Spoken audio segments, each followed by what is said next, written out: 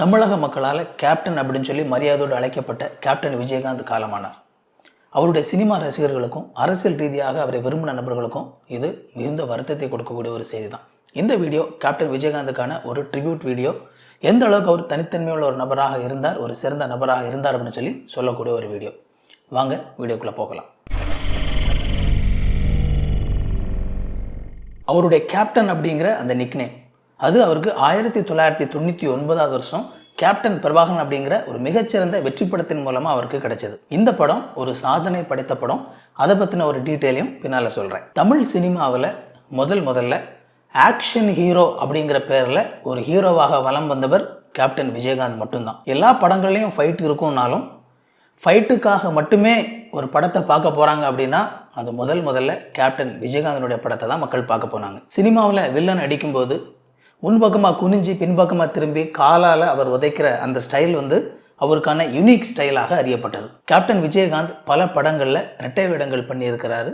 ஒரு படத்தில் ஒரு வேடத்தை ஹேண்டில் பண்ணுறதே ரொம்ப கஷ்டமானது. அவர் பல படங்களில் அந்த இரட்டை வேடங்கள் பண்ணது அவர் அந்த படத்து மேலே அவருடைய ஈடுபாட்டை காட்டுது. கேப்டன் விஜயகாந்த் அவங்களுடைய பின்னாட்களில் வந்த படங்கள் எல்லாமே சமூக அவலங்களையும் சமூகத்தில் இருக்கக்கூடிய பிரச்சனைகளையும் ரொம்ப முக்கியமாக அரசியல் ரீதியாக இருக்கக்கூடிய பல பிரச்சனைகளையும் சாடி வந்த பிரச்சனை. அது மட்டும் இல்லாமல் அந்த படங்களில் இப்படிப்பட்ட சூழ்நிலைகள் மூலமாக தாழ்த்தப்பட்ட ஒடுக்கப்பட்ட மக்கள் எவ்வளவு பாதிக்கப்படுறாங்க அப்படிங்கிறதையும் சமூகத்துக்கு சொல்லக்கூடிய படங்களாக அவைகள் இருந்தது. இப்போ நான் சொன்ன இந்த தகவல்கள் எல்லாமே ஓரளவு எல்லாருக்கும் தெரிஞ்ச விஷயங்கள் தான். அப்படின்னாலும் இனிமேல் நம்ம பார்க்க போகிற விஷயங்கள் அவருடைய தனிப்பட்ட வாழ்க்கையில் இருந்த பல விஷயங்கள் உங்களுக்கு தெரியாத தகவல்களாக இருக்கலாம். தமிழ் திரையுலகில் மிகப்பெரிய ஒரு முதல் ஆக்ஷன் ஹீரோவாக அவர் வலம் வந்தாலும் அவருடைய ஆரம்பம் மிக எளிமையானது.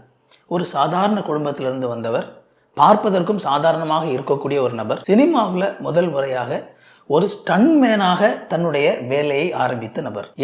விஜயகாந்த் முதல்ல சினிமாவில் ஸ்டன்மேனாக தான் இருந்தார். பின்னாட்களில் அவர் ஹீரோவாக ஆகி மிக உயர்ந்த உச்சத்தை தொட்ட போதும் கூட அவருடைய தனிப்பட்ட விதத்தில் அவருடைய குணம் அப்படிங்கிறது மிக தாழ்மையான மிக எளிமையான ஒரு குணமாக தான் இருந்தது. அவருடைய இந்த எளிமையான பின்னணி ஏழை மக்கள் எப்படி கஷ்டப்படுவாங்க அப்படிங்கிறத அவர் தெரிஞ்சு வச்சிருக்கிறதுக்கான ஒரு காரணமாக இருந்தது. அதனால் தன்னுடைய கேரியரில் அவர் எவ்வளவு சக்ஸஸுக்கு வந்த போதும் விஜயகாந்த் எஜுகேஷனல் ட்ரஸ்ட் அப்படிங்கிற அந்த ட்ரஸ்ட் மூலமாக அவர் தொடர்ந்து பல ஏழை மாணவர்களுக்கும் தேவைப்படுகிற மக்களுக்கும் உதவி செஞ்சுக்கிட்டே இருந்தார். 2005 விஜயகாந்த் திடீர்னு சொல்லி அரசியலுக்குள்ளே நுழைஞ்சார்.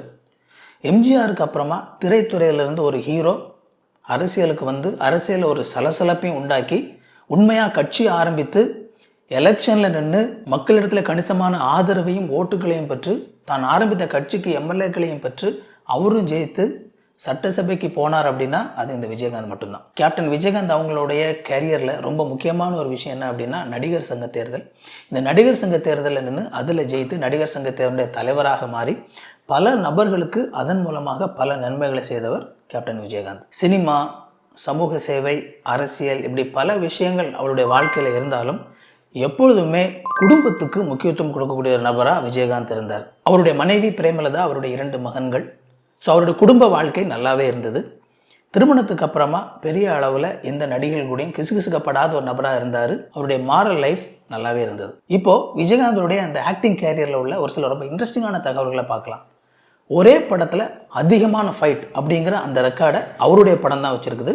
1990 மணிகண்டன் அப்படிங்கிற அந்த படத்தில் தான் அந்த ரெக்கார்ட் நிகழ்த்தப்பட்டது. ஒரே படத்தில் 62 ஃபைட். அவருடைய மிகச்சிறந்த வெற்றி படமான கேப்டன் பிரபாகரன் பற்றி பின்னால் ஒரு டீட்டெயில் சொல்லியிருந்தால அது இதுதான்.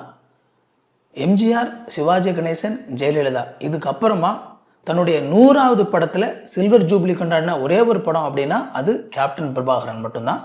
அந்த சாதனைக்கு சொந்தக்காரர் கேப்டன் விஜயகாந்த். தமிழில் முதல்ல 3D படத்தில் நடித்த நடிகர் அப்படிங்கிற அந்த பெருமையும் விஜயகாந்தியை சேரும். 2006 ஆதி அப்படிங்கிற படம் 3Dயில் வந்தது. சினிமா துறையில் இப்போ வெற்றிகரமாக இருக்கக்கூடிய பல நபர்களுடைய கேரியரில் அவங்களுடைய வளர்ச்சியில் மிக முக்கியமான பங்கு வகித்தவர் அப்படிங்கிற பெருமை விஜயகாந்த சாரும். ரொம்ப முக்கியமாக இன்றைக்கு இளைய தளபதி அப்படின்னு சொல்லி மிக பிரபலமாக இருக்கக்கூடிய ஆக்டர் விஜயனுடைய ஆரம்ப காலகட்டத்தில் அவரை வளர்த்து விட்ட பெருமை விஜயகாந்துக்கு உண்டு.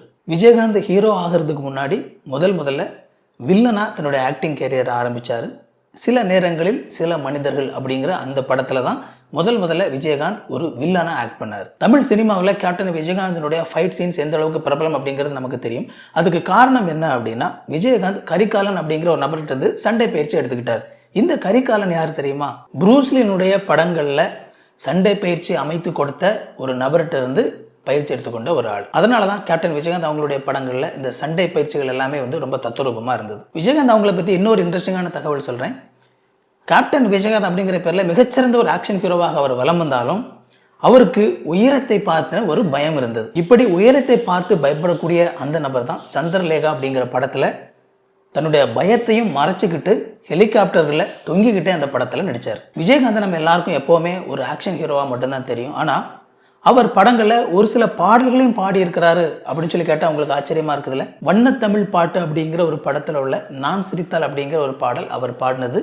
அந்த பாடல் பல நேரங்களில் ஃப்ளட் ரிலீஃபில் மக்களுக்கு உதவி செய்கிறதுக்காக காசு சேகரிப்பதற்கு அந்த பாட்டு பயன்படுத்தப்படும். விஜயகாந்த் அவர்களுடைய தனிப்பட்ட வாழ்க்கையில் உள்ள ஒரு சில தகவல்களை பார்க்கலாம்.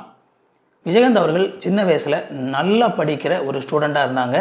அவங்களுடைய கிளாஸில் டாப்பராக இருந்த ஒரு ஸ்டூடெண்ட்டாக இருந்தாங்க. சினிமா துறைக்கு வராமல் போயிருந்தா டாக்டர் ஆகணும் அப்படிங்கிறதான் கேப்டன் விஜயகாந்த் அவங்களுடைய ஆசை. அவர் நல்லா படிக்கிறவர் மட்டும் இல்லை, நல்லா எழுதுகிறவரும் கூட. ரொம்ப முக்கியமாக கவிதைகள் எழுத்துக்கள் அவருக்கு ரொம்பவே ஆர்வம் இருந்தது. அவருடைய ஒரு சில கவிதைகள் எழுத்துக்கள் தமிழ் பத்திரிகைகளில் வெளிவந்திருக்குது. மிருகங்கள் மேல் அலாதி பிரியம் உள்ளவர், மிருகங்கள் துன்பப்படுத்தக்கூடாது அப்படின்னு சொல்லி நினைக்கக்கூடிய ஒரு நபர்.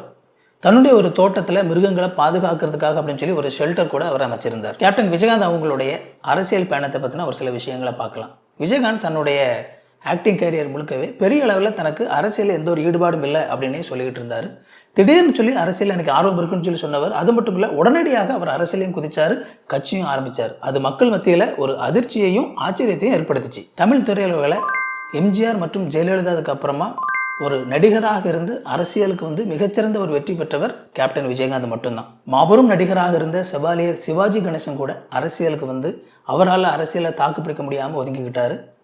சூப்பர் ஸ்டார் ரஜினிகாந்த் பற்றி நமக்கு எல்லாருக்குமே தெரியும். ஆனாலும் அரசியலில் ஒரு நடிகராக இருந்து மிகச்சிறந்த ஒரு தாக்கத்தை ஏற்படுத்தின ஒரு நபராக விஜயகாந்த் இருந்தார். தமிழ்நாட்டு அரசியலில் அம்மையார் ஜெயலலிதா எந்த அளவுக்கு உறுதி உள்ள ஒரு நபராக இருந்தாங்க அப்படின்னு சொல்லி நமக்கு தெரியும். அவங்கள பற்றி பேசுகிறதுக்கே நிறைய பேர் பயப்படுவாங்க. இன்றைக்கி அவங்க இறந்ததுக்கு அப்புறம் பல நபர்கள் பல விஷயங்களை பேசலாம். ஆனால் அவங்க உயிரோடு இருக்கும்போது அம்மையார் ஜெயலலிதாவுக்கு எதிராக சட்டசபையிலே நேருக்கு நேராக நின்று கை நீட்டி அவங்களை எதிர்த்து பேசக்கூடிய ஒரு தைரியம் யாருக்கு இருந்துச்சு அப்படின்னா விஜயகாந்த் அவங்களுக்கு மட்டும்தான் இருந்துச்சு. கேப்டன் விஜயகாந்த் அவர்கள் தன்னுடைய அரசியல் பணி அந்த காலம் முழுக்க பல ஏழை நபர்களுக்கு உதவி செய்யக்கூடிய நபர்களாக, ஒடுக்கப்பட்ட தாழ்த்தப்பட்ட மக்களுடைய குரலாக அவர் ஒலித்தார். அரசியலில் சொல்லத்தக்க அளவில் ஒரு மாற்றத்தை அவர் ஏற்படுத்திட்டாலும் அவர் விரும்பின அளவுக்கு மிகப்பெரிய ஒரு தாக்கத்தையும் மாற்றத்தையும் அவரால் ஏற்படுத்த முடியலை. அவருக்கு அந்த விருப்பம் இருந்தது, ஆனால் அதை அவரால் செய்ய முடியலை.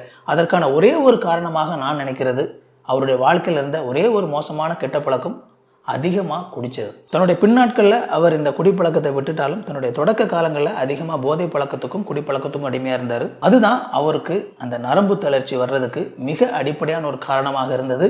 அந்த நரம்பு தளர்ச்சி வந்ததுக்கு அப்புறமா பெரிய அளவில் அவரால் எந்த ஒரு விஷயத்திலையும் ஆக்டிவாக செயல்பட முடியலை. அவருடைய ஆக்டிங் கேரியர் முன்னாடியே முடிஞ்சிருந்தாலும் அவருடைய அரசியல் பயணம் கூட ஒருவேளை ஒரு முடிவுக்கு வந்திருந்தாலும் மக்கள் மனதில் தொடர்ந்து நீங்கா இடம் பிடிச்சிருந்த ஒரு நபராக கேப்டன் விஜயகாந்த் இருந்தார். இன்றைக்கு அவர் மறைந்திருக்கலாம், ஆனாலும் தமிழ் சினிமா உள்ள வரைக்கும் அவருடைய புகழ் இருக்கும். அவருடைய மறைவால் வாடக்கூடிய எல்லா நபர்களுக்கும், முக்கியமாக அவருடைய குடும்பத்தினருக்கும் என்னுடைய ஆழ்ந்த இரங்கலை தெரிவிச்சுக்கிறேன்.